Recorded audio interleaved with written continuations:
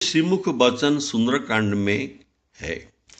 जो व्यक्ति सगुण उपासक, परहित करने वाले और द्विज पद में प्रीत रखने वाले मेरे प्राण समान प्रिय है।